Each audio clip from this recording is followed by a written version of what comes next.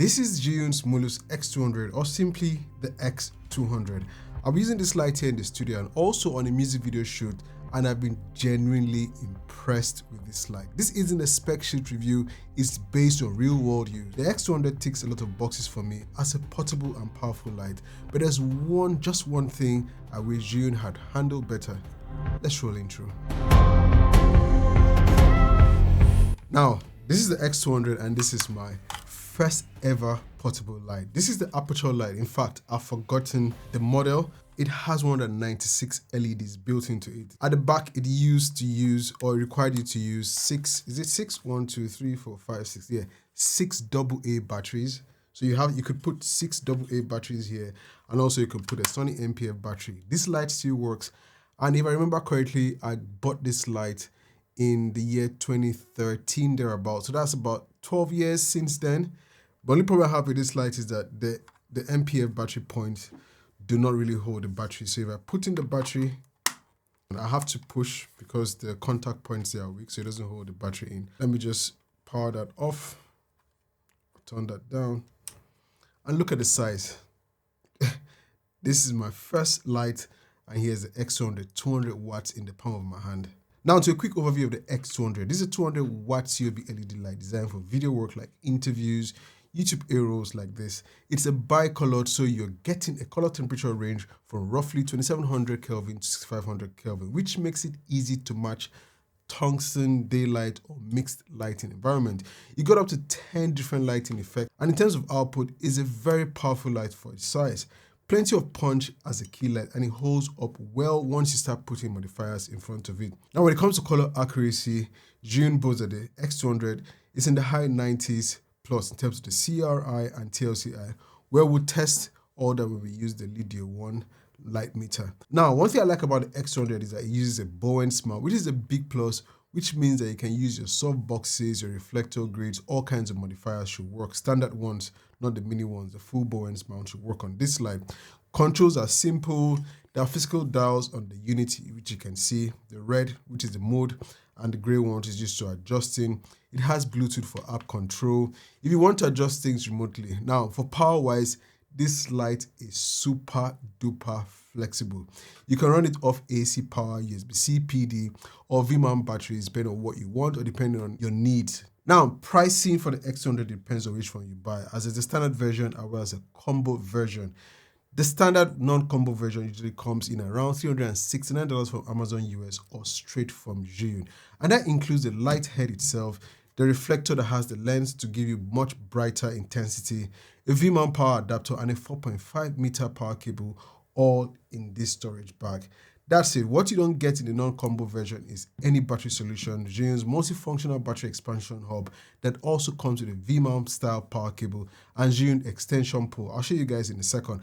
I'm impressed that the standard version provides a carry bag, which is an opposite. When you buy Zhiyun Cinepa gimbals, usually come without a carry bag, except you go for the premium or the more expensive version. So this is different. It's very much a studio first setup unless you buy accessories separately. Now, the combo version is more expensive and usually around $409 US. So basically, the combo version is the version that's ready for location work straight out of the box. So the core light itself is the same in both versions. The difference is really about how you plan to power it and move it around. If you're mostly shooting at home or in a studio like this, the standard version makes sense. If you're shooting music videos, run and gun stuff, or anything on location, the combo version saves a lot of extra purchases. Now, when it comes to build quality, the design of the X200, I love it. I like the color combination, a bit of gray, a bit of black, feels premium. I love the glossy finish on this side and at the back. It's so nice. The controls, the colors, and I think Zhiyun did a very, very fantastic job with the build of the light. There's a bit of transparency, so you can see a little bit of the inside. You have the grills at the top where heat dissipates, and the fan at the back, which pushes heat from the front, sucks in air from the back, and pushes heat from the top and from the sides and the bottom. There's just one Q20 port with array locking locating pins, and also, yeah, that's the only mounting point on the light. I wish there was one more on the side, but that's it in terms of the mounting point. There's also the V-mount battery part on this side, on the right side, if you're backing the light. There's a power switch button, which is red at the top, nice, easy to locate, and the controls at the back with an LCD, small LCD screen, which I've already mentioned. The V-mount accessory here to power the light remotely is very, very light, but once you attach the V-mount batteries, it begins to feel heavy. So what I'll do is attach the extension pole, which is also very light. So that's the length of the pole, which I think it's okay. You can put a modifier and still hold it. I haven't used this handheld, but I like the fact that I can use this light this way. So what can I do? I can install the V-mount batteries and then install this V-mount or V-lock adapter thingy. So I have my V-mount batteries installed and I have to switch on the adapter thingy and then press the power on the light. So the light is on. The next thing I'll do is turn on. Currently set to 0, and I will just adjust the brightness. So with the V-mount batteries installed, I can push it up to 100% brightness. So that's 100% brightness, and the fans are not yet on, but I'll kill it back down to 0.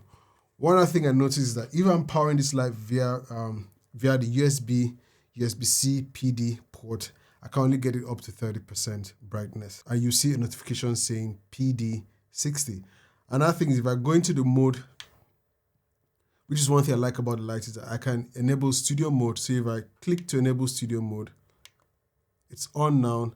And then if I were to, let me click to come out of the menu system, I'll put it at say 4%. If I were to turn off the light from here, so it's off, and if I was to connect it back to power, turn it on, the light should automatically just come back on without needing to press the power button. So the light is booting up, and that's it. One other thing I like about the light, which is the studio mode functionality. So how did I use the X200 on the music video I shot? Well, I had this light at the top down, kind of key light. It was a black room set. The X200 was the only light I had rigged up. And you know, in certain spaces or in certain sets, you're worried that if you rigging up a light, you're afraid that it would fall or it's too heavy for your mount. This light fit perfectly.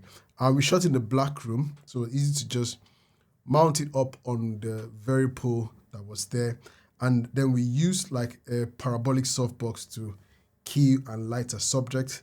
It was really, really nice. It was easy to set up. We connected it via AC. We didn't need to use the power or the portable V-mount battery. But again, I like the fact that you can power it using the portable V-mount batteries. And throughout the shoot, we lasted about 7 to 8 hours. This light did not once fail us. It was easy to remotely control the app using the mobile app, set our color temperature, our brightness intensity. Everything was easy to do with the light. We had no issues on set. As my key light here in the studio, the X200 has been easy to use and has been consistent. The only thing I've had as an issue with the light is that when using it past 30 to 45 minutes at around 25% brightness, the fans kick in and I can hear it, but it doesn't affect my audio. But just want to put that out, I can hear it. The only other light that I can also hear its fan speed in the studio is my top-down light. So here's the Molus X100 and the X200 side by side, and already this is super light and small in size. This is a little bit heavier. You can see the difference in the Bowen's mouth, small reflector, full reflector with a lens. So this obviously you're getting 200 watts of power out of this with a lens for more intensity. This one is not going to be as much. Well, this is already 100. And this is the X100 with the battery installed. That's with the kit battery. And this is the X200 with a third-party V-mount battery installed. Beefy and weighty. And that's it. The small form factor, very, very slim. But is it necessary to upgrade from the X100 to the X200? If your needs don't require over 100 watts of power, stick with the X100. If you want to light with more power, go with the X200. You can start with the standard version. If you also use standard modifiers, I don't want to stress yourself with mini Bowen's mount like this. I'll say start with the X200 and go for the standard version. You can upgrade the accessories if you want, but if not, at the combo version, we come with extra things for portable or run and gun lighting. And now one other thing I want to mention is when you power the X200 using the V-mount battery, that's just the V-mount battery connected to the light, you get a maximum output of 75%, which should be 75% of 200 watts. I've tried different V-mount battery and that has been consistent, nothing more than 75% of brightness. Now we'll quickly do a light test. This is not going to be scientific. I'm not in the proper room. So I'll power off all the lights here in the studio and I'll power on the X200. So it's on, that's 1% with the lens reflector on. And just to check, I have my color temperature set to 5500. Remember, this is not a scientific test. I'll try and point it away from the camera lens. And I'll go to color temperature on the Litio 1 and I'll click to measure. It should be 1 meters away, but I'll just keep it here. Click OK in color temp and then do my test. So at 5500 Kelvin, I'm getting roughly, let's say 4800. Now with the Litio 1, it's not so accurate in the blue spectrum. I'll click again to test. And right now I'm getting 4700 Kelvin. And now I've dropped my CCC to 2700 Kelvin and I'll test on the light meter again. And I'm getting 2600 Kelvin. I would click again to test. And I'm getting the same thing, which is around 2600 Kelvin. Now with the Litio 1, at this moment, we're still expecting firmware updates to improve the calculation in the blue spectrum or in the blue end of the spectrum. Yes, 2600 Kelvin seems to be closer to 2800 Kelvin or 2700 Kelvin, which the light has been set to. What I'll quickly do is go up to 6500 Kelvin and I'll click again and I have it at 6500 Kelvin and I'm getting 5700 Kelvin on my Litio 1. One thing I'll do is just to make sure, I'll increase the brightness of the light to, let's say, 25%. So it's now 25%. And I'll, at 6500 Kelvin, I'll click again. So at 6500 Kelvin, I'm getting 5700 Kelvin on my Litio 1. And I will drop the color temperature now to 2700 Kelvin. And I'm getting roughly 2600 Kelvin. All right, so I did some tests with the X200 and without any modifiers applied, it produces a uniform beam spread and the results remain consistent regardless of the CCT mode selected. The shadows are also very well defined. The next test is with the supplied Zhiyun X200 reflector. The beam, although it looks concentrated in the middle or in the center, kind of has a nice spread, and you will notice an increase in the intensity of the light beam in the center. The results remain the same, regardless of whether I'm in 2700 Kelvin or 600 Kelvin. Additionally, you will notice that the shadows not so sharp as before. Now the next and final test is with a third-party reflector, and when you look at the clips, you notice that the spread is not as wide as with Zhiyun X200 supply reflector. So that's something important to note. But yeah, the concentration is in the middle and you have noticeable multiple shadowing. Now, I just want to let you guys know, I had the light on for about, I think, 10 minutes. It's at 50% brightness at 5500 Kelvin. The fans are spinning, but I can't hear it at the moment. So this is it with room tone and the fan super quiet, but the fan spinning. I can only hear the fan when I bring it close to my ear. So it's super quiet when the fans don't kick into high mode. Another thing is that you cannot manually adjust the fan speed or completely turn it off. Well, if you can, let me know. I haven't seen that even in the mobile app. So I waited for over 30 minutes at 50% brightness at 600 Kelvin. The fans are spinning, keeping the light cool, but it hasn't gone as high as I usually would experience when using the light for my YouTube videos. So I wouldn't have to do the test, but just want to let you guys know that it comes out loud sometimes when it wants to cool the light if it's drawn for a long time. But for now, it didn't. So I'll just turn it off. All right, to mobile app operation, just want to show you guys, if I go to, you can see I have other lights. I have the X100, I have the B200, and I have the X200 installed. Those are the lights I currently own, but I'll go into the X200 and I can power off and on the light quickly and easily. I can nicely adjust my color temperature for 2700 Kelvin, 6500 Kelvin.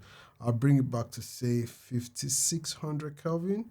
You can see how smooth the light is. I can increase 100% brightness. I'm on the AC power. That's the AC power cable connected. I'll take it back to 1%. Even though you see 1.1, it's 1%. Because if I go to 1.1, I don't see 1.1 at the back of the light. So I just take it back down to 1.0%. You can quickly select daytime, tungsten lamp, modeling light, the other ones. And there's more sunlight, xenon lamp. It's every other thing there. I'll go down to daylight, which is for 600 Kelvin. You can change gel modes, full CTB, 3/4 CTB, half CTB, the dysprosium lamp, full CTO. I'll just kill all of that and I'll go back in and go to daytime light. And you have CCT pair, which selects the color. I'll match it to my table, and that's what it's giving me. But I'll go back to CCT mode and select daytime. I wish I could adjust the fan settings in the light, but unfortunately you can't do that from the app. So let me know what you think about the X200 down in the comment section. I'll leave links to where you can buy the X200 in the description below. It's your Filmmaker. Don't forget to like and subscribe so you can see more videos like this on this channel, and I'll see you in the next one. God bless and peace.